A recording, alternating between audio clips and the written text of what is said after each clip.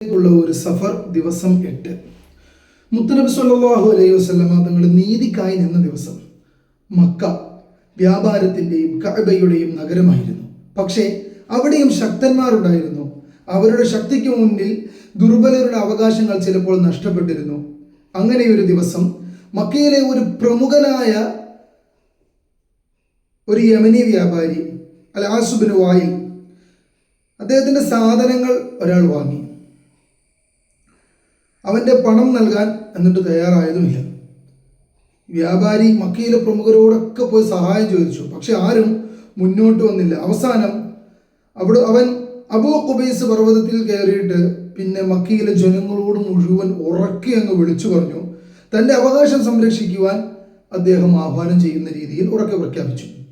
ഇത് കണ്ടപ്പോൾ Zubair bin Abdul Muthalib റളിയല്ലാഹു അൻഹു പറഞ്ഞു, ഇത്തരം അനീതി മക്കയിൽ ഇനി അനുവദിക്കരുത്. അങ്ങനെ ബനു ഹാഷിം ഉൾപ്പെടെയുള്ള ചില കുടുംബങ്ങൾ അബ്ദുള്ള ബിൻ ജുദ്ആന്റെ വീട്ടിൽ ഒരുമിച്ചു. അവർ ഒരു പ്രതിജ്ഞ ചെയ്തു, മക്കയിൽ ആരുടെയെങ്കിലും അവകാശം അന്യായമായി കവർന്നെടുക്കപ്പെട്ടാൽ അവൻ സ്വദേശിയാണോ വിദേശിയാണോ എന്ന വ്യത്യാസമില്ലാതെ അവൻ്റെ അവകാശം തിരികെ ലഭിക്കുന്നതുവരെ ഞങ്ങൾ ഒരുമിച്ച് നിൽക്കും. ഈ ഉടമ്പടിയിൽ ഹബീബായ നബി സല്ലല്ലാഹു അലൈഹി വസല്ലമ തങ്ങൾ പങ്കെടുത്തു. അന്ന് നീതിക്ക് വേണ്ടി നിൽക്കാൻ പ്രവാചകത്വം ലഭിച്ചിരുന്നില്ല. പ്രവാചകത്വം ലഭിക്കുന്നത് വരെ ഹബീബായ നബി തങ്ങൾ കാത്തിരിക്കേണ്ടതില്ല എന്ന് നമുക്ക് തെളിയിച്ചു തരികയും ചെയ്തു. വർഷങ്ങൾക്ക് ശേഷം മുത്തനബി സല്ലല്ലാഹു അലൈഹി വസല്ലം തങ്ങൾ പറഞ്ഞു, ലഖദ് ഷഹിദതു ഫീ ദാരി അബ്ദുല്ലാഹി ബിൻ ജുദ്ആൻ ഹിൽഫ മാ ഉഹിബ്ബു അൻ ലീ ബിഹി ഹംറൻ നഅം വലൗ ദുഈതു ബിഹി ഫിൽ ഇസ്ലാം ലഅജബ്തു. അബ്ദുല്ലാഹി ബിൻ ജുദ്ആന്റെ വീട്ടിൽ നടന്ന ഒരു ഉടമ്പടിയിൽ ഞാൻ പങ്കെടുത്തിട്ടുണ്ട്. അതിന് പകരമായി ചുവന്ന ഒട്ടകങ്ങൾ ലഭിച്ചാലും അതിനെ ഞാൻ ഉപേക്ഷിക്കുകയില്ല.